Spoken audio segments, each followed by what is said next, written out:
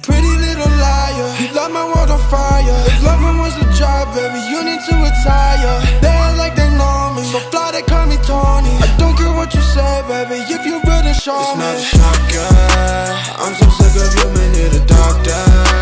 She just trying to rob me over dollar. For some reason I give in and call her. I'm trying to holler. So what is cracking, you guys? Welcome on back to the channel. Hope you're doing well. Today I wanted to do a real quick video just kind of talking about if I had to start Airsoft again, what would I get? And that was kind of the reason why I bought this build. I wasn't supposed to deck it out quite as much, but anyway, it was just I had some stuff lying around. But maybe we can talk about just getting an Airsoft on a budget. I started Airsoft definitely on a budget and didn't really have money to spend on all this extra cool gear. Honestly, you don't need the gear. The only thing that you realize when you get all the gear is that someone better than you without the gear is just gonna whack you. And that can definitely hurt the feelings. So save your money and just get out there and have fun. But yeah, I want to just talk about this gun specifically because I recently just went to my Airsoft store here, my local Airsoft store. I am in Canada, just so you guys know, so prices, will be a little bit different. But I found this guy. They said it was new. I'm not 100% convinced, but either way, it works. It's great. I love it. 250 bucks. I got this thing, which is fantastic. It's pretty difficult to find an Airsoft gun that is any good under 250 bucks. So yeah, was pretty happy with that. So I decided to pick it up. And again, I just had some stuff lying around that I threw on it. You really don't need that expensive of a gun.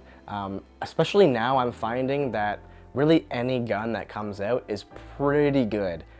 Companies can't really afford to be making crap anymore. And I think the whole Airsoft market is in a really good place right now, where most guns are coming with like a stock MOSFET. They're coming with a stock ETU or electronic trigger unit or something like that. And it's great for the whole Airsoft market because there's really not much you have to upgrade right out of the box. Before it was like, man, you gotta tear that sucker apart, throw in a new barrel, throw in a new bucking, change the motor, all that stuff. 250 bucks I got this thing for, and now it doesn't have a MOSFET or anything fancy. It's a bit of an older gun, but she rips, all right? She rips, and yeah, pretty happy with it. Now, in terms of gear, where to start? You just want something that you can, store some mags in. Actually, even if you don't even want a chest rig or a vest or anything, you're totally fine. Now, if you are going to get a plate carrier, do yourself a favor and spend the extra 20 bucks and get foam plates inserts for your vest. This will go a long, long ways and will just make you look more professional and not have a floppy vest going on, but also it'll just feel nicer. You'll like it, you'll feel better. More important than a vest or a chest rig is eye protection. There are lots of good cheap eye protection out there.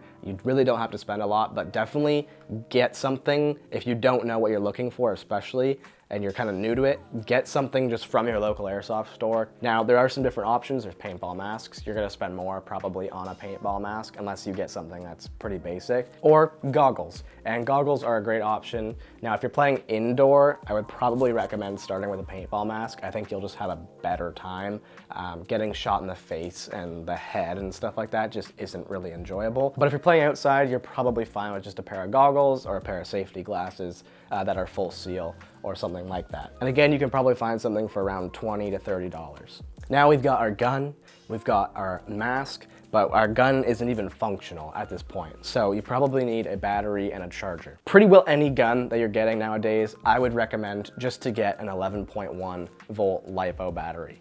A lot of people will argue with that and say it's, you're gonna wear out your gun faster. And that is true, you probably will. You're just gonna have a way better time out on the field with that, and your gun's gonna be so much snappier, so much more consistent.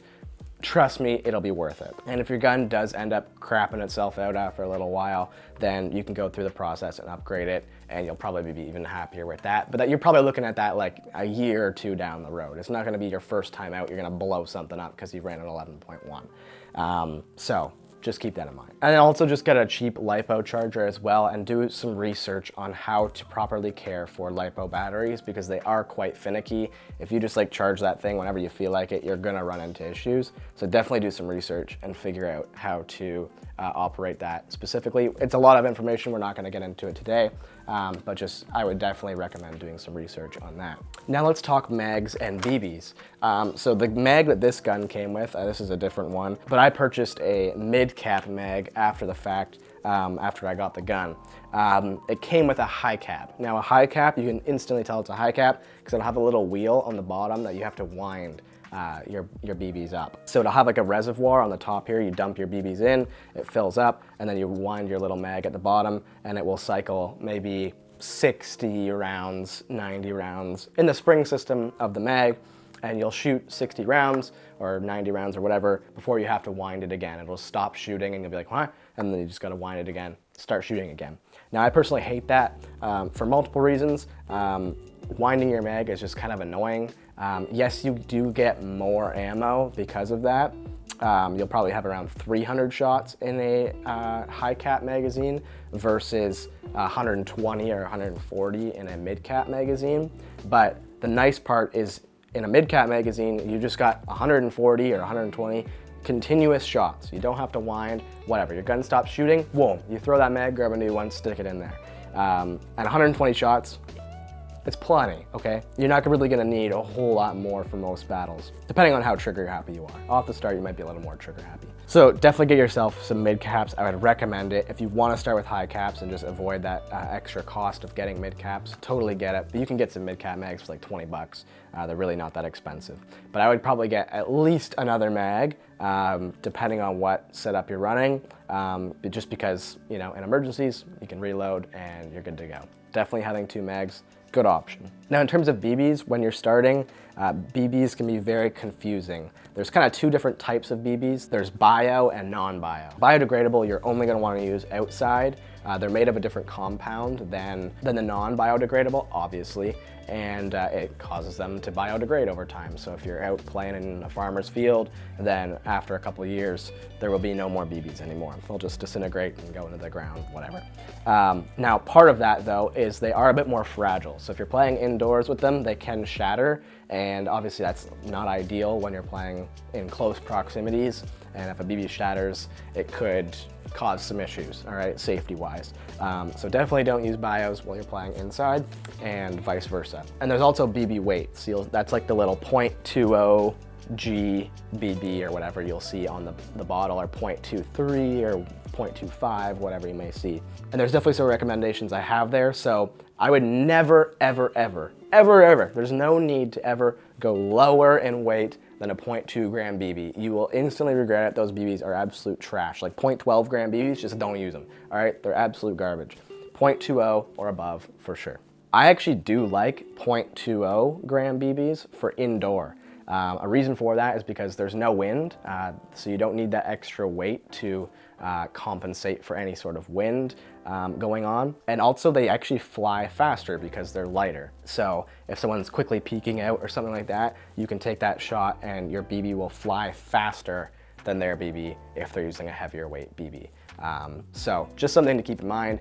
I personally like it, and also you can shoot a bit more because they are cheaper. So that's just one consideration, just my personal preference. It's what I like. Now, if you're outside, I would never touch a .20 gram BB. You will have the worst time ever. Your gun will be so much more inaccurate, and that's because of the BB weight that I was mentioning earlier. So the BB weight has a ton to do with accuracy. Now, your BB will travel slower, but it has that extra weight behind it to carry it a little bit further, and it will definitely be more accurate against wind, getting through leaves and brush, that sort of thing. Very useful. So I used to, when I started playing Airsoft, use .25 gram BBs outside. Some of my friends still do that to this day. Now, then I upgraded to .28 gram BBs, and then what I'm consistently running, I would say now, is .32 gram BBs. And sometimes I'll even go heavier than that. I do have a bottle of .40 gram BBs. And let me tell you, these make a huge difference, okay? If you run 2 5s to 2 8s, you will see a huge accuracy improvement. And then if you go 2.8 to 3.2, you will see a big accuracy improvement. And then 4.0s, let me tell you, these things are nuts. Like, they are crazy accurate. Definitely running heavier BBs makes a big difference. Now, they do get more expensive, and if you're shooting a ton, then, you know, I would just do some cost analysis. For me personally, I find the most cost-effective BB for me is 0.32. I can shoot a bit less. They are more expensive, but I can shoot less because they're more accurate. So I end up actually saving money because they're more accurate, but then they're not the ridiculous cost of a 0.4 gram BB or something like that, because companies just aren't manufacturing as many 0.4 gram BBs as they are different weights.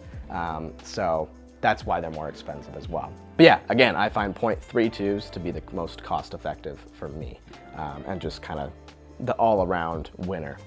But that's just what works for me. So you gotta find what works well for you. That is all you need to play Airsoft. That's how I got started, and you could have a ton of fun with just those few things. A cheap gun, again, most guns are pretty good nowadays, and just find something that you like, suits your play style, that sort of thing. Get some good quality BBs in there, you know, get a good battery, and you're honestly set.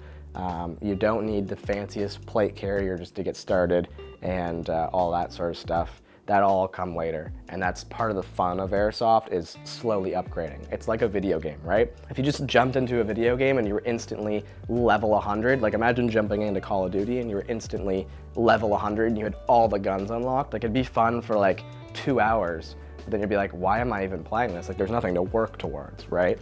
And that's the fun of Airsoft too. It's like building your kit, slowly improving, getting different things, adding a red dot sight. It's like you unlocked a red dot sight, you know? Like, that's just like fun for me. That's what I enjoy. And yeah, it's just that progression. There's always something new to get. You're never gonna be content with what you got. Unfortunately, that's just the way it is. Yeah, there's always something to get. And yeah, enjoy the process for sure. So I hope that helped you kind of get started. If I was to getting started today, that's the same information that I would want. So yeah, hopefully that helped you. We'll see you in the next one, guys. Stay awesome. Peace.